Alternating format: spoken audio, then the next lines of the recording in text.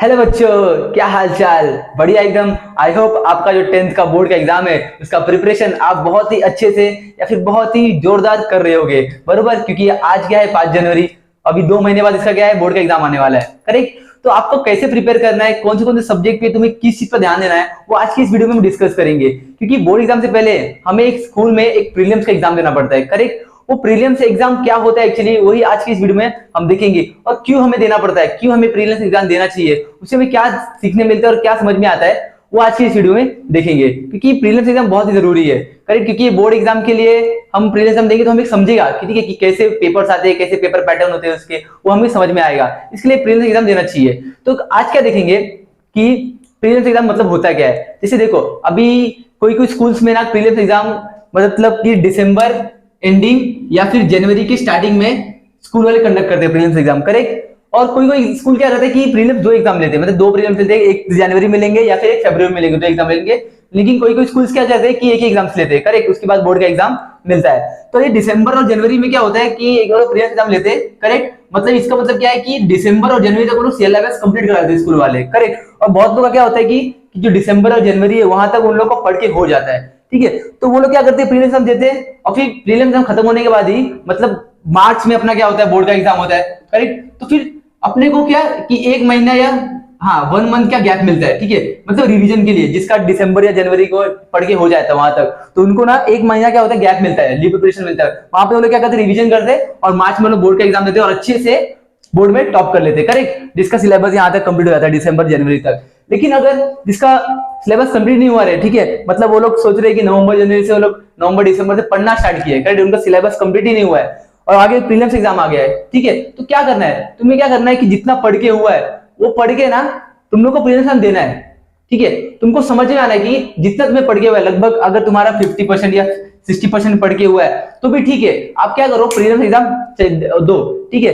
भले बाद में आपको टाइम टाइम तुम रहेगा ना, क्योंकि जब प्रीलिम्स एग्जाम खत्म हो जाएगा तो उसके बाद अपने को 1 या 2 महीने का गैप रहेगा बोर्ड के लिए। आपका मेन फोकस किस में रहेगा, बोर्ड एग्जाम, करेक्ट। क्योंकि आपको फोकस किस देना है, बोर्ड एग्जाम में देना है। प्रीलिम्स क्या है, सिर्फ आपको टेस्टिंग के लिए कि आपका कितना प्रिपरेशन हुआ है, बरोबर। इसके लिए यहाँ पर लिखा है, देखो, प्रीलिम्स एग्जाम क्या, टू चेक योर प्रिपरेशन, कितना तुमने प्रिपेयर किया है, ठीक है, बोर्ड एग्जाम के लिए। वो तुमको उधर चेकिंग, खुद को तुम रियलाइज करोगे कि कितना हमने प्रिपेयर किया है। इसलिए हम क्या करते हैं, प्रीलिम्स एग्जाम लेते हैं। तो तुम्हारे भले ही तुम्हारा अगर दिसंबर जनवरी तक क्या हुआ, तुमने पढ़ना स्टार्ट किया है, ठीक है, तो भी तुम क्या करो, प्रीलिम्स एग्जाम दो और बाद में टाइम मिलेगा उसमें पूरा अच्छे से पूरा जितना है सिलेबस कंप्लीट कर लेना और अच्छे से रिवीजन करके एकदम बेहतरीन तरीके से बोर्ड का एग्जाम देना, ठीक है। तो इस हिसाब से तुमको प्रीलिम्स एग्जाम करना है। तो बात करते पहले, देखो, प्रीलिम्स एग्जाम। अब प्रीलिम्स एग्जाम्स होता है, ठीक है, उसका पूरा नाम क्या होता है, प्रीलिमिनरी एग्जाम्स। इसको शॉर्ट फॉर्म हम क्या बोलते हैं, प्रीलिम्स, ठीक है। तो इसमें क्या करना है तुम लोग को कि क्या होता है प्रीलिम्स एग्जाम। जैसे अभी देखो, फॉर एग्जांपल अगर तुम्हें आईएएस या आईपीएस ऑफिसर बनना है, करेक्ट, तुम्हें क्या करना पड़ता है, पहले जो यूपीएससी प्रीलिम्स एग्जाम देना पड़ता है पहले, ठीक है। अब वो प्रीलिम्स एग्जाम देने के बाद तुम्हें मेंस का एग्जाम देना पड़ता है। अब मेंस एग्जाम पास होने के बाद तुम्हें इंटरव्यू करना पड़ेगा, तब जाके इंटरव्यू में पास होने के बाद तुम्हें आईएएस या आईपीएस बन जाते हैं, करेक्ट। लेकिन यहाँ पर क्या है कि तीनों यूपीएससी में तीनों एग्जाम्स बहुत ही इंपॉर्टेंट है। क्योंकि अगर एक में भी हम फेल होते हैं, चाहे प्रीलिम फेल हो गए तो हम मेंस नहीं दे पाएंगे, या मेंस में फेल हो गए तो हम इंटरव्यू नहीं दे पाएंगे। यानी तीनों एग्जाम्स क्या है, बहुत ही इंपॉर्टेंट होते हैं। लेकिन हम किसकी बात करें, बोर्ड एग्जाम की, हम ना की बात करें यूपीएससी की।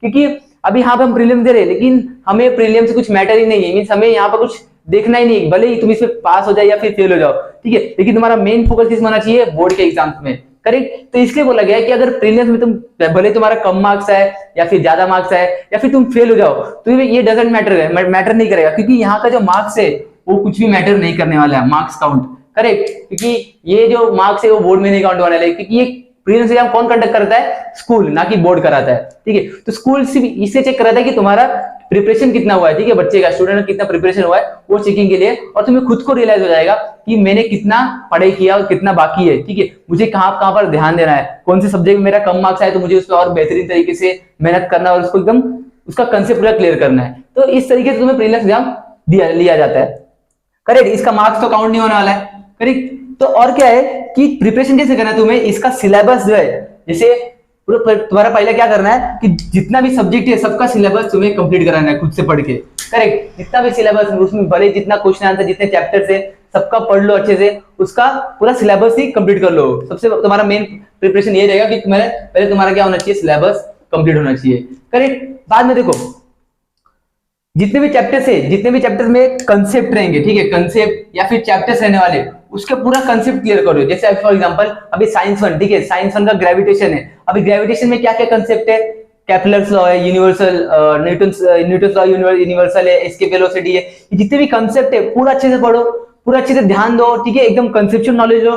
कहीं अगर तुम्हें डाउट आ रहा है तो तुम यूट्यूब वीडियो देख सकते हो, करेक्ट, और कहीं नोट से पढ़ सकते हो, जिससे तुम्हारा क्या डाउट क्लियर हो जाएगा। मतलब क्या करना, हर एक चैप्टर का तुम्हें पूरा कंसेप्ट क्लियर करना है, और साथ साथ जितने चैप्टर में जितने भी क्वेश्चंस या आंसर्स रहने वाले हैं सब पूरा अच्छे से बाय हार्ट करना है, उसका अच्छे से समझना है, ताकि तुम्हें आगे भूलोगे नहीं, और अच्छे से कंसेप्ट तुम्हारे दिमाग में रहेगा, और कुछ भी क्वेश्चन आएगा तुम आसानी से देख सकते हो बोर्ड के एग्जाम में या फिर प्रीलिम्स के एग्जाम में, ठीक है। जैसे अगर मैथ्स वन की बात करें, मैथ्स में अभी पहला चैप्टर क्या है, लीनियर इक्वेशन इनटू वेरिएबल्स। तो जितने भी कंसेप्ट, जितने भी स्टेप्स है कैसे लीनियर इक्वेशन सॉल्व करने का, वो ध्यान दो। क्रैमर रूल्स कैसा इसमें अप्लाई करना है हमें, ठीक है, वर्ड प्रॉब्लम में कैसे हमें इक्वेशन बनाना है, ये सब पे ध्यान देना तुम्हें, ठीक है। ट्रिग्नोमेट्री में तुम्हारे जितने फॉर्मूलाज है वो सब अच्छे से ध्यान दो। साइन थीटा कॉस थीटा जो इंटरकन्वर्जन प्रैक्टिस है, ठीक है, वो सब अच्छे से तैयारी करो उसका, ठीक है। अभी मैथ्स का क्या देखना है, मैथ्स का क्या करना है तुम्हें कि मैथ्स में जितने भी, पहले क्या करो, जितने भी टेक्सचुअल क्वेश्चन है, टेक्सचुअल क्वेश्चन जितने भी है सबको पूरा कंप्लीट प्रैक्टिस कर लो, बराबर। फिर तुम्हें क्या करना है कि जितने भी टाइप्स के क्वेश्चन रहेंगे, एग्जांपल्स रहेंगे, सॉल्व एग्जांपल्स या फिर एक्सरसाइज के एग्जांपल्स, करेक्ट, ये तुम्हें अच्छे से पूरा प्रैक्टिस करना है, ओके। मतलब अभी नवनीत का क्वेश्चन बैंक थे, ठीक है, 21 सेट है, इसमें से पूरा अच्छे से पढ़ाई करो। क्वेश्चन बैंक में 5 मॉडल एक्टिविटी पेपर्स रहते हैं, उसको पूरा अच्छे से प्रैक्टिस करो।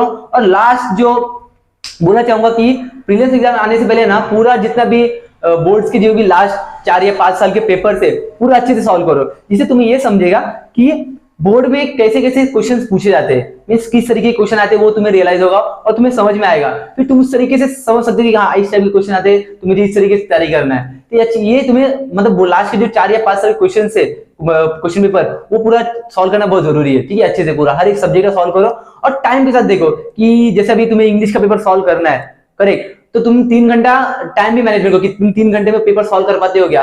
साइंस वन का पेपर 2 घंटे में सॉल्व हो पाता है क्या हमारा, ये हिसाब से तुम मैनेजमेंट करो और अच्छे से तैयारी करते रहो। तुम्हारा मेन फोकस किस में रहेगा, मेन फोकस क्या रहेगा कि बोर्ड पर तुम्हें मेन फोकस करते रहना है, ठीक है। प्रीलिम्स क्या है कि तुम्हारा मींस टेस्टिंग करेगा वो, ठीक है, तुम्हारा कितना प्रिपरेशन हुआ है। मतलब जैसे हम क्रिकेट खेलने से पहले ट्रायल बॉल लेते हैं ना, ट्रायल बॉल, ठीक है। अब ट्रायल बॉल पे तुम 6 मारो या फिर आउट हो जाओ, इट डजंट मैटर, तुम्हें तो खेलना तो रहेगा ही, ठीक है। मतलब क्या है कि किसी बच्चों का डाउट क्या रहता है कि अगर हम प्रीलिम्स में फेल हो गए, ठीक है, या फिर कम मार्क्स आया, तो मैं क्या बोर्ड में बैठ सकता हूँ क्या, बैठ सकते हो, क्योंकि ये यूपीएससी थोड़ी है, हमको क्या है कि बोर्ड का एग्जाम देना है, करेक्ट। ये जो प्रीलिम्स एग्जाम है हमारा स्कूल कंडक्ट कराती है, वो सिर्फ चेकिंग के लिए कि तुम्हारा प्रिपरेशन कितना हुआ है और तुम कितने पानी में, वो तुमको समझेगा, करेक्ट। और तुम्हें खुद का मिस्टेक भी समझेगा कि तुमने क्या नहीं पढ़ा है, ठीक है, मुझे और क्या पढ़ना है वो भी समझ जाएगा, करेक्ट। तो ऐसे लैंग्वेज में भी, लैंग्वेज की बात करें तो लैंग्वेज पूरा ग्रामर अच्छे से पढ़ लो, ठीक है, कौन से ग्रामर्स आएंगे उसके क्वेश्चन सॉल्व कर लो, एक्सरसाइज सॉल्व कर लो।